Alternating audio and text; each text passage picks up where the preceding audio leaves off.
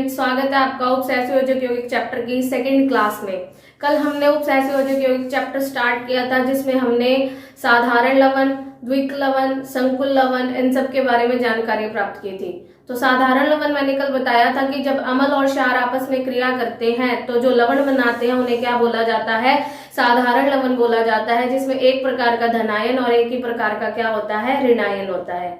फिर हमने द्विक लवण के बारे में जाना कि द्विक लवण क्या होते हैं, जो एक से ज्यादा टाइप के साधारण लवणों से मिलकर बने होते हैं उन्हें क्या बोला जाता है, द्विक लवण बोला जाता है। या जो एक से ज्यादा टाइप के धनायन और ऋणायन से मिलकर बने होते हैं उन्हें भी क्या कहा जाता है, द्विक लवण कहा जाता है। उसके बाद हमने बात की थी संकुल लवण की। संकुल लवण को ही उपसहसंयोजक यौगिकों के नाम से जाना जाता है, जिसमें हमने क्या देखा कि संकुल यौगिक क्या होते हैं, जो या तो सरल धनायन और संकुल ऋणायन से मिलकर बने होते हैं, या फिर संकुल धनायन और सरल ऋणायन से मिलकर बने होते हैं, या फिर ऐसा भी हो सकता है कि दोनों प्रकार के जो आयन हो वो संकुल ही हो। तो अब हम संकुल के अंदर की बात करेंगे कि संकुल के अंदर क्या क्या चीजें पाई जाती हैं। उससे पहले एक डेफिनेशन कल मैं बतानी भूल गई थी कि योगात्मक यौगिक क्या होते हैं। जो द्विक लवण और जो संकुल लवण होते हैं वो क्या होते हैं, योगात्मक यौगिक के प्रकार हैं। योगात्मक यौगिक क्या होता है, योगात्मक यौगिक में दो स्थायी यौगिकों को क्या किया जाता है, एक निश्चित अनुपात में मिलाया जाता है। जैसे स्थायी यौगिक की अगर मैं बात करूं, कल मैंने बात की थी पोटाश एलम की। पोटाश एलम यानी फिटकरी की मैंने बात की थी, तो उसमें मैंने क्या बोला था कि इसका फॉर्मूला होता है K2SO4 Al2SO4 की थ्राइस .24H2O, यही था। अब हमें पता चल रहा है कि इसमें हमने क्या क्या लिया है, इसमें हमने पोटेशियम सल्फेट लिया है, इसमें हमने एल्यूमिनियम सल्फेट लिया है और इसके अंदर हमने जल लिया है। तो ये क्या है, ये स्थायी यौगिक है। K2SO4 एक स्थायी यौगिक है, एल्यूमिनियम सल्फेट एक स्थायी यौगिक है, जल जो है वो एक स्थायी यौगिक है। इन्हें क्या किया गया है, एक निश्चित अनुपात में मिलाया गया है, और जब इन्हें निश्चित अनुपात में मिलाकर क्या किया जाता है, वाष्पित किया जाता है, तो जो नवीन स्टाइकियोमेट्री यौगिक प्राप्त होते हैं उन्हें ही क्या कहा जाता है, योगात्मक यौगिक। मतलब अगर मुझे एलम बनाना है तो मुझे K2SO4 के कितने मोल लेने पड़ेंगे, 1 मोल। मुझे एल्यूमिनियम सल्फेट के कितने मोल लेने पड़ेंगे, 1 मोल। और मुझे जल के कितने मोल लेने पड़ेंगे, 24 मोल। तो मैंने देखा कि जब मैंने इसको 1 अनुपात 24 अनुपात में मिलाया तो मिलाने पर क्या प्राप्त हुआ, मिलाने पर हमें पोटाश एलम प्राप्त होता है। इतनी बात आप लोगों को क्लियर हुई कि क्या होते हैं योगात्मक यौगिक। जब एक से ज्यादा स्थायी यौगिकों को एक निश्चित अनुपात में मिलाया जाता है और मिलाकर क्या किया जाता है, वाष्पित किया जाता है, तो जो नवीन स्टाइकियोमेट्री के यौगिक प्राप्त होते हैं उन्हें ही क्या कहा जाता है, योगात्मक यौगिक कहा जाता है। और ये जो योगात्मक यौगिक है इसको 2 पार्ट्स में डिवाइड किया गया है, जो कि मैंने आपको कल बता दिए थे, द्विक लवण और कौन से लवण, संकुल लवण। अगर मुझे क्या बनाना है, फेरस अमोनियम सल्फेट बनाना है, तो फेरस अमोनियम सल्फेट क्या था, FeSO4 NH4 की ट्वाइस SO4 6H2O, यही था। फेरस सल्फेट, अमोनियम सल्फेट और जल को मिलाकर जो बनाया जाता है उसे क्या बोला जाता है,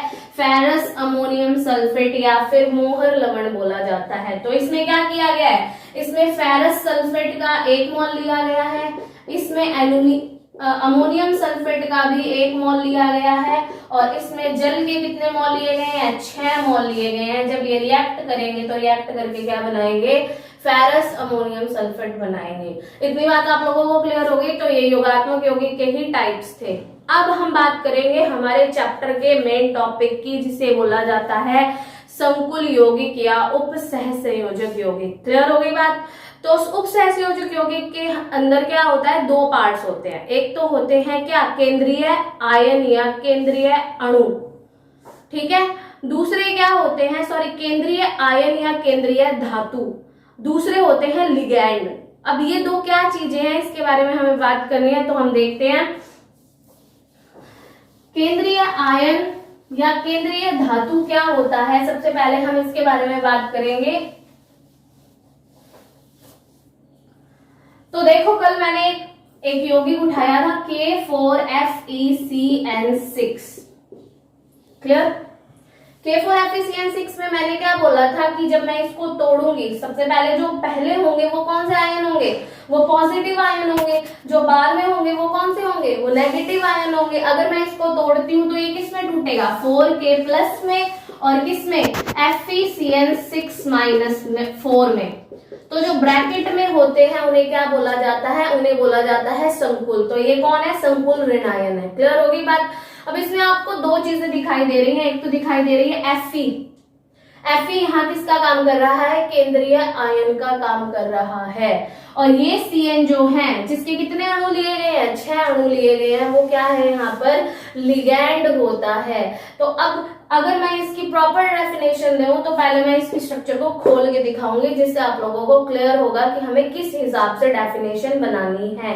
तो देखें ध्यान से, अगर मुझे इसकी स्ट्रक्चर बनानी है तो इसकी स्ट्रक्चर कुछ ऐसी होती है। बीच में क्या पड़ा होता है, Fe, और इधर 4 कोनों पर और क्या होते हैं, एक ऊपर और एक क्या होता है, नीचे। इस हिसाब से पड़े होते हैं Cn।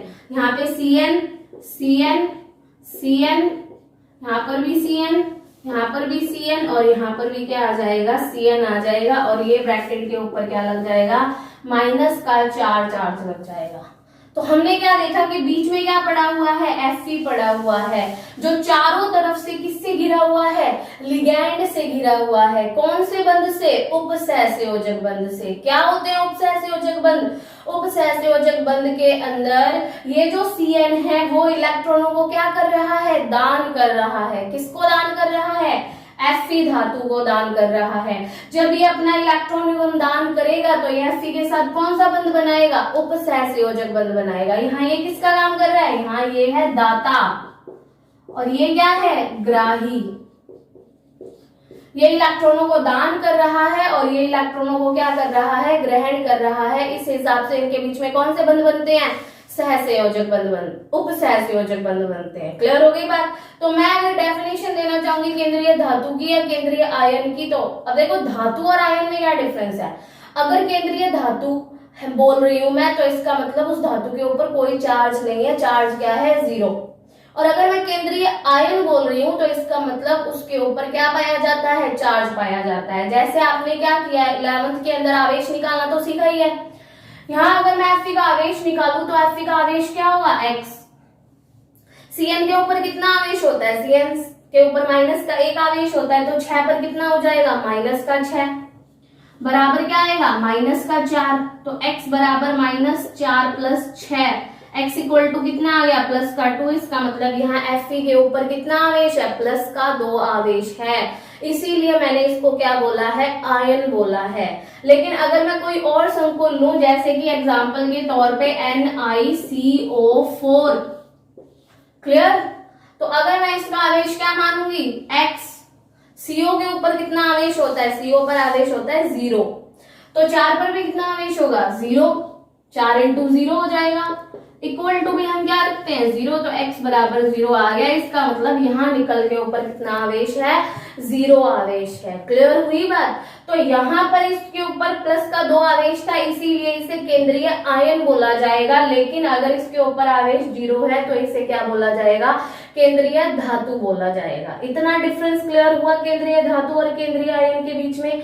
अब अगर मैं डेफिनेशन दूंगी तो क्या दूंगी कि केंद्रीय धातु या केंद्रीय आयन क्या होता है, वो उदासीन परमाणु या आयन जो एक निश्चित संख्या में, यहाँ कितने Cn है, 6 Cn है ना, तो हम क्या बोलेंगे कि वो उदासीन परमाणु या आयन जो एक निश्चित संख्या में किनके द्वारा, लिगैंडों के द्वारा कौन से बंध से जुड़ा होता है, उपसहसंयोजक बंध से जुड़ा होता है, उसे क्या बोला जाता है, केंद्रीय परमाणु या केंद्रीय धातु और केंद्रीय आयन कहा जाता है। क्लियर हो गई बात कि वह उदासीन परमाणु या आयन जो एक निश्चित संख्या में लिगैंडों के द्वारा कौन से बंध से जुड़ा होता है, उपसहसंयोजक बंध से जुड़ा होता है, उसे केंद्रीय धातु या केंद्रीय आयन कहा जाता है। क्लियर।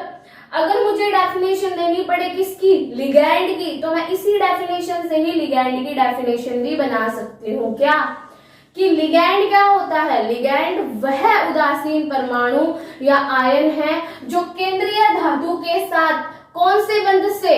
उपसहसंयोजक बंध से साथ जुड़ा रहता है उसे क्या कहते हैं? उसे हम लिगैंड कहते हैं। जैसे होता है ना मकान, और अगर ईंट की डेफिनेशन देनी पड़े तो क्या होगा?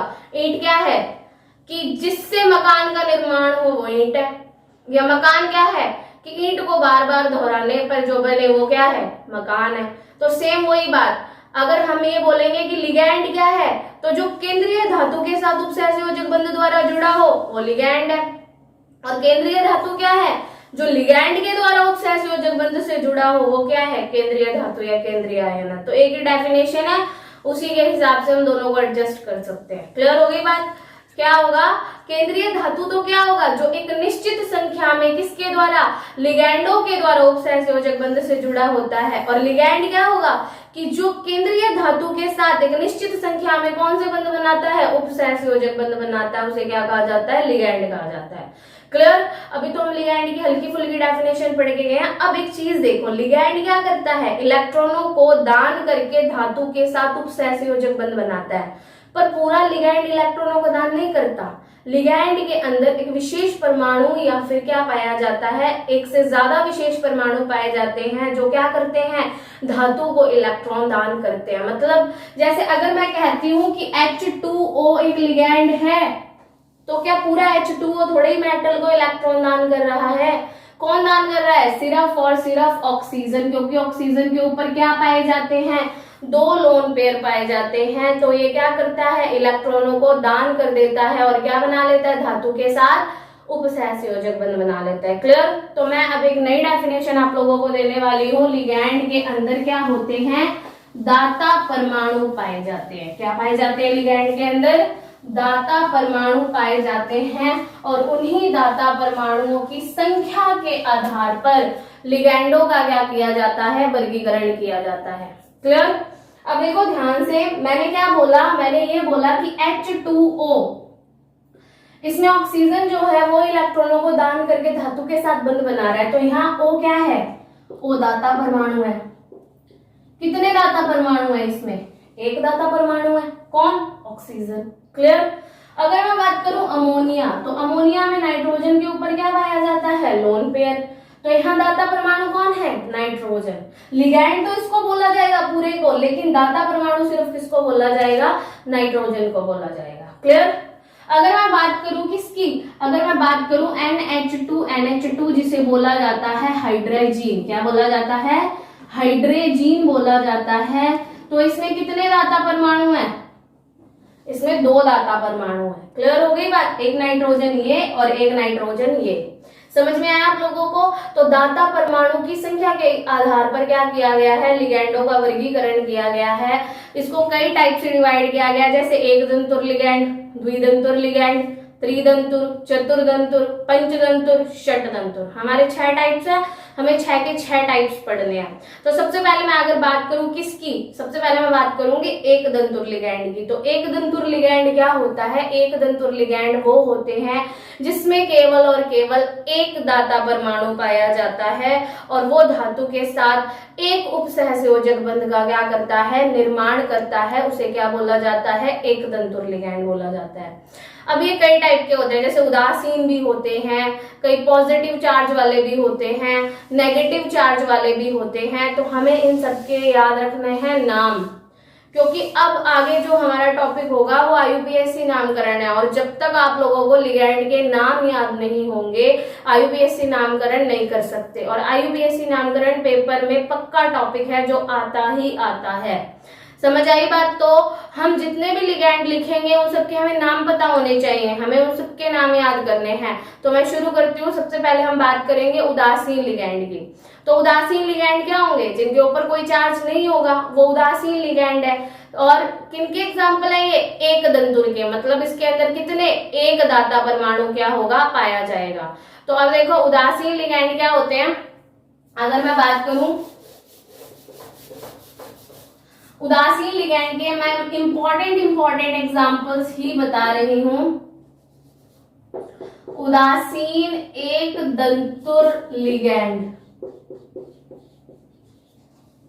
सबसे सिंपल एग्जांपल है हमारा H2O, जिसमें दाता परमाणु कौन होता है? ऑक्सीजन होता है। इसे बोला जाता है एक्वा।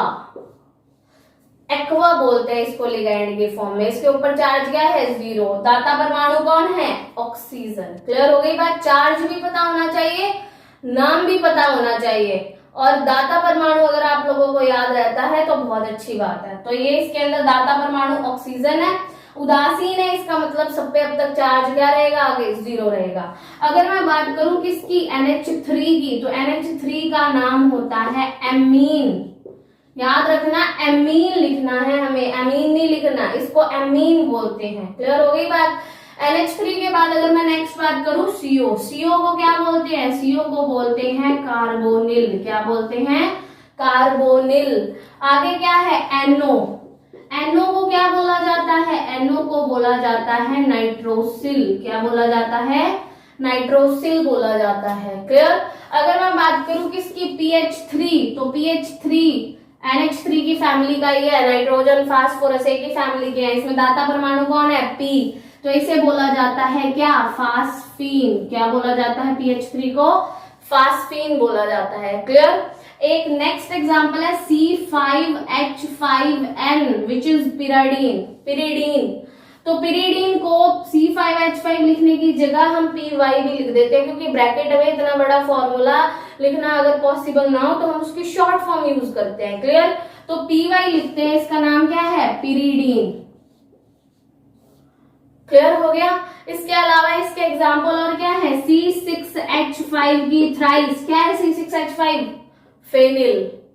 फेनिल कितने लिए गए हैं? 3 लिए गए हैं, इसका मतलब ये ट्राइफेनिल है, और मैंने क्या लगा दिया यहाँ पे? P लगा दिया, ये बन गया ट्राइफेनिल फास्फेन। ये बना कैसे? देखो, यहां से अगर मैं 3 H हटाकर 3 फेनिल ग्रुप जोड़ दूं तो ये तो फास्फीन था, अब मैंने 3 फेनिल जोड़ दिए तो इसका नाम क्या बन जाएगा? ट्राइफेनिल फास्फीन बन जाएगा।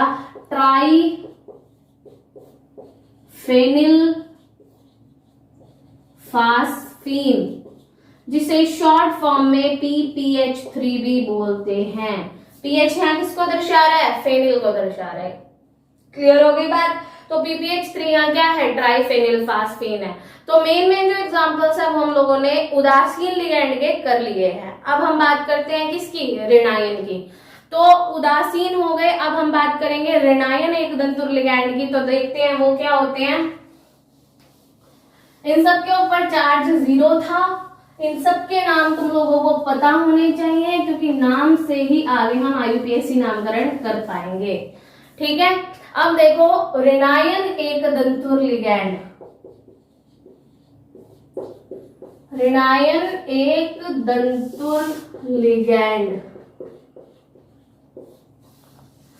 तो सबसे सिंपल तो वही है F minus Cl minus Br minus I minus. ठीक है? और देखें क्या होता है? Cn minus Nc minus NO2 minus ONO minus SO4 minus 2, और भी बहुत सारे हैं, जैसे कि एग्जाम्पल के तौर पे H माइनस NH2 माइनस। तो हमें मेन याद रखने हैं। वैसे आप लोगों को हो सके तो सारे याद रखो, आपकी बुक में सारे एग्जाम्पल्स अच्छे से दिए होते हैं। तो पहले अगर मैं इनकी बात करूं, इनके नाम क्या है? तो इसका नाम क्या है? फ्लोरो। इसका क्या है? क्लोरो। इसका क्या है? ब्रोमो। इसका क्या है? आयोडो। इसका क्या होता है? Cn माइनस का साइनो। Nc माइनस का क्या होता है? आइसोसाइनो। ये एक स्पेशल टाइप है जिसके बारे में आप लोगों को बाद में बताऊंगी, अभी समझ नहीं आएगा। NO2 माइनस को क्या बोला जाता है? नाइट्रो। ONO माइनस को बोला जाता है नाइट्राइटो। एक चीज देखो, Cn माइनस और Nc माइनस का फॉर्मूला सेम है कि नहीं है? फॉर्मूला सेम है। फर्क क्या है कि इसमें जो दाता परमाणु होता है ना, वो होता है C। जब दाता परमाणु C होगा तो तब हम उसे साइनो बोलेंगे, और जब दाता परमाणु कौन होगा? N होगा, तब हम उसे क्या बोलेंगे? आइसोसाइनो बोलेंगे। ये स्पेशल टाइप है जिन्हें बोला जाता है उभय दंतुक लिगैंड। क्या होते हैं उभय दंतुक लिगैंड? कि जिनमें दो दाता परमाणु पाए जाते हैं, पर एक टाइम में एक ही दाता परमाणु बंध बनाएगा। यानी कि जो Cn माइनस है, अगर मैं इसकी स्ट्रक्चर दिखाऊं तो Cn माइनस की स्ट्रक्चर होती है ये है Cn माइनस की स्ट्रक्चर। इसमें दाता परमाणु क्या है, C भी है और दाता परमाणु क्या है, N भी है। लेकिन अगर बंध C बना रहा है, यानी दाता परमाणु के रूप में C है, तो उसे क्या बोला जाएगा, साइनो बोला जाएगा। और अगर दाता परमाणु के रूप में कौन है, नाइट्रोजन है, तो उसे क्या बोला जाएगा, आइसोसाइनो बोला जाएगा। क्लियर हो गई बात। ये भी एक स्पेशल टाइप है, इसमें भी देख लो। अगर दाता परमाणु का काम कौन करेगा, नाइट्रोजन, तो उसे क्या बोला जाएगा, नाइट्रो। क्या बोला जाएगा, नाइट्रो बोला जाएगा। लेकिन अगर दाता परमाणु का काम कौन करता है, ऑक्सीजन करता है, तो उसे क्या बोला जाएगा, नाइट्राइटो बोला जाएगा। क्लियर हो गई बात, समझ आ गया, ये चीज होती है। अब देखो यहाँ ध्यान से, SO4-2 क्या है, यहाँ सल्फेटो। क्या है, सल्फेटो। अगर मैं बात करूं H माइनस की, तो H माइनस का नाम होता है हाइड्राइडो। NH2 माइनस का नाम क्या होता है, एमिडो। ठीक है। और जैसे HCl माइनस क्या होता है, ये होता है थायोसाइनेटो।